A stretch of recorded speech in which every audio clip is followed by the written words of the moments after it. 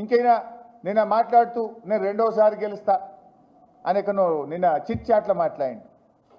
నీ ముసుగు తెలిసిపోయింది, నీ సంగతి తెలియలేదా? మొన్న గ్రాడ్యుయేట్ ఎమ్మెల్సీ ఎన్నికల్లో నువ్వు నీ మంత్రులు గల్లీ గల్లీ తిరిగిన, కాళ్ళు ఏళ్ళు పట్టుకున్న, నీళ్ల ప్రాయంగా డబ్బులు ఖర్చు పెట్టిన రాష్ట్రంలోని మేధావి లోకం నీ పాలన బాగలేదు అని నిన్ను బండకేసి కొట్టింది.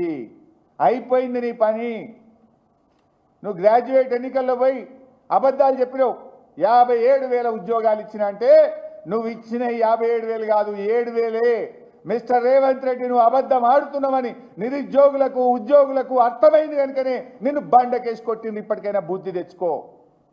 మేము 1,62,000 ఉద్యోగాలు ఇచ్చినాం ఆ రోజు. 10 ఏళ్ల కేసీఆర్ పాలనలో 1,62,000 ఉద్యోగాలు ఇచ్చాం.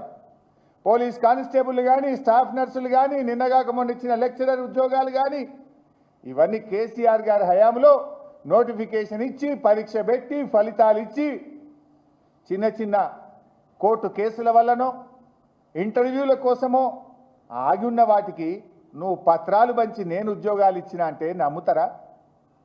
నీ మోసపూరిత వ్యాఖ్యలు నిరుద్యోగ యువతకు అర్థమైనవి కనుకనే మొన్న గ్రాడ్యుయేట్ ఎమ్మెల్సీ ఎన్నికల్లో నిన్ను బండకేసి కొట్టిండ్రు. చిత్తుగా నీ కాంగ్రెస్ పార్టీని ఓడించిండ్రు.